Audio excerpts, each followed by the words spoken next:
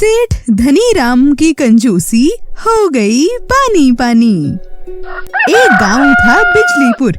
इस गांव में मुन्ना अपनी पत्नी नीलम के साथ अपने दिन गुजार रहा था। मुन्ना दिन भर मेहनत करता और रात को मेहनताने से अनाज लाके दोनों अपना गुजर बसर कर रहे थे। ऐसे ही देखते समय बीत रहा था। सेठ धनीराम अक्सर गरीब मजदूरों का मेहनताना नहीं दिया करता था और ये बात उसकी पत्नी को बिल्कुल अच्छी नहीं लगती।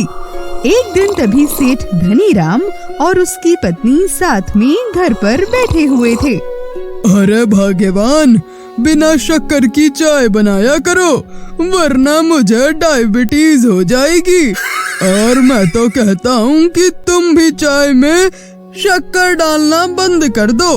देखो तो जरा, दिन पे दिन कितनी मोटी होती जा रही हो।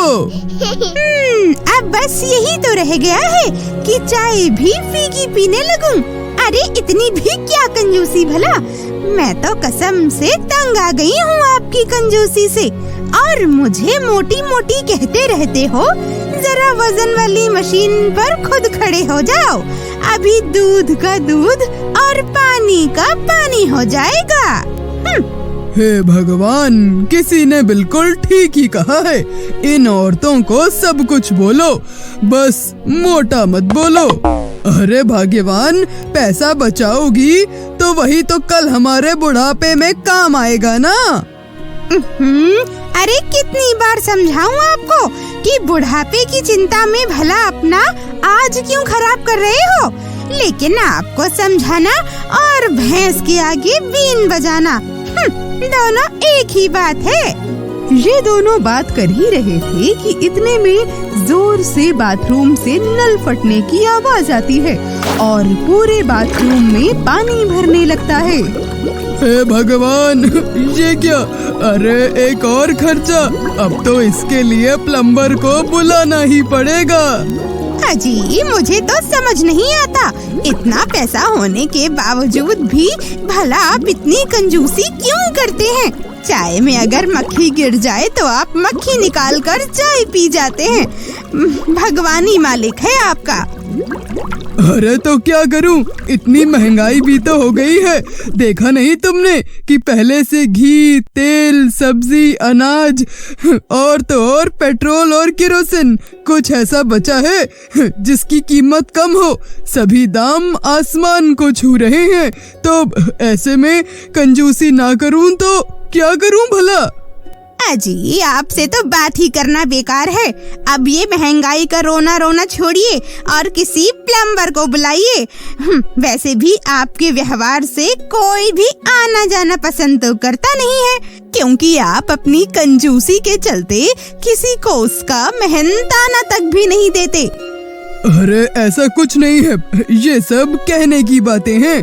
अरे वो मुन्ना है ना, पूरे गांव में वही सबसे भला आदमी है। वो किसी को भी काम के लिए मना नहीं करता। देखना तुम, मैं उसे बुलाने जाऊंगा तो वो मेरे साथ जरूर आएगा। ऐसा बोलकर सेठ धनीराम मुन्ना को बुलाने चला जाता है और तभी वो देखता है कि मुन्ना मस्ती से गाना गा रहा होता है। ये दोस्ती हम नहीं तोड़ेंगे, तोड़ेंगे दम मगर तेरा साथ न छोड़ेंगे। हो ये दोस्ती। ऐसा देखकर धनीराम मुन्ना के पास आता है और उसका गाना सुनने लगता है और जोर जोर से हंसने लगता है। अरे भला कौन है तुझ जैसे गरीब का दोस्त? और तू किसका साथ नहीं छोड़ेगा?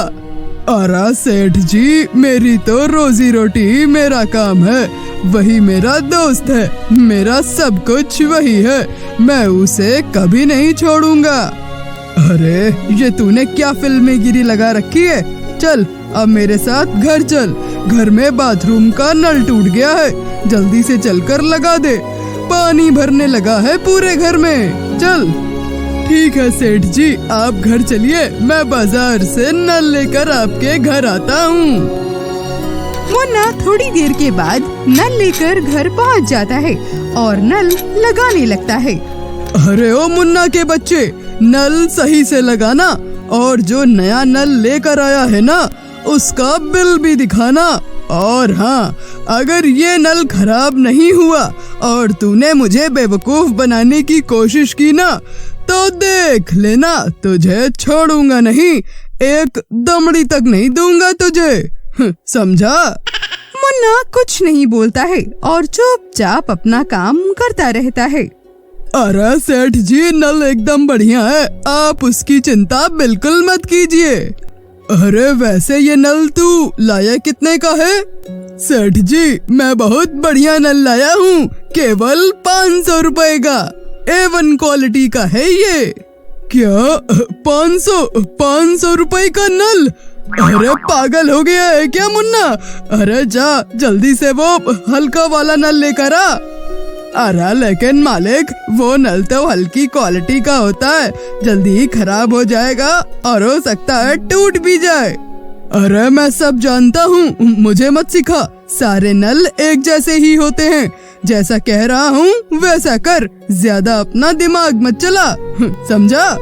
इतनी खरी खोटी सुनने के बाद मुन्ना हल्का नल लाकर लगा देता है और जब मेहनताना मांगता है तो धनी राम कहता है कि उसके पास अभी पैसे नहीं हैं, मुन्ना बाद में आकर उससे ले ले। इतना सुनकर वो उदास होकर चला जाता है। देखते ही देखते समय बीतने लगता है। एक दिन अचानक से रात के समय वो नल टूट जाता है और पानी भरने लगता है। धीरे धीरे पानी का दबाव इतना बढ़ जाता है कि पानी की टंकी भी लीक होना शुरू हो जाती है और जब धनी राम की आंखें खुलती हैं तो वो नजारा देखकर घबरा जाता है और जोर जोर से चिल्लाने लगता है। धनी राम और सुमन पानी में डूबने लगे थे। पानी की पूरी टंकी फूट चुकी थी। अरे बचाओ बचाओ, हमें कोई बचाओ! अरे बचाओ बचाओ! इतने में मुन्ना उधर से निकल रहा होता है और वो इन लोगों की आवाज सुनकर अपनी जान पर खेल के धनी राम और सुमन की जान बचा लेता है और उन दोनों को बाहर निकाल के नई टंकी और नल लाकर लगा देता है और उसके बाद मुन्ना वहाँ से बिना कुछ बोले जाने लगता है। अरे मुन्ना, आज अपना मेहनताना नहीं लोगे क्या? नहीं सेठ जी, मैंने तो मुसीबत में बस अपनों की मदद की है, मुझे इसके लिए कोई मेहनताना नहीं चाहिए। सेठ धनी राम मुन्ना के पैरों में गिर जाता है और उसे माफी मांगने लगता है। उसे मेहनताना देता है और तभी मेहनताने को देखकर मुन्ना कहता है, अरे सेठ जी, ये मेहनताना तो बहुत ज्यादा लग रहा है। हाँ मुन्ना, तेरे पहले के भी काफी पैसे बाकी थे ना, तो सारे दे दिए हैं। अजी, ये तो बहुत अच्छा किया आपने, मुझे आप पर गर्व है। अरे मुन्ना, वैसे तुम गाना तो बहुत अच्छा गाते हो, आज हमें कुछ गा के नहीं सुनाओगे क्या? अरे दुक्की पे दुक्की हो या सत्ते पे सत्ता, दुक्की पे दुक्की हो या सत्ते पे सत्ता, गौर से देखा जाए तो बस है पत्ते पे पत्ता, कोई फर्क नहीं अलबत्ता, कोई फर्क नहीं अलबत्ता। और सभी हंसी खुशी नाचने लगते हैं। सेठ धनी राम भी कंजूसी छोड़ देता है और सबको उनका मेहनताना देता है और तो और चाय भी मीठी पीने लगता है। भगवान भला करे, कम से कम उस दिन के बाद से चाय तो मीठी मिलने लगी। अरे चाय ही क्यों भाग्यवान, अब तो तुम बिस्किट, नमकीन, भुजिया, मठरी, पकौड़ी, प्याज, कचौड़ी, अरे सब खाओ। अरे अरे बस कीजिए, अगर मैं इतना खाऊंगी तो मोटी हो जाऊंगी। अरे मोटी, और वो भी तुम? नहीं नहीं, कभी नहीं। अजी, वैसे आज आपकी कंजूसी भी पानी पानी हो गई। सुमन के ऐसा बोलते ही सेठ धनी राम और सुमन जोर जोर से हंसने लगते हैं। तो अगर आपको ये कहानी पसंद आई हो तो प्लीज इस वीडियो को लाइक कीजिए और हमारे चैनल को सब्सक्राइब कीजिए ताकि हमारे चैनल पे आपको इसी तरह ज्ञानवर्धक कहानियाँ सुनने को मिलती रहें।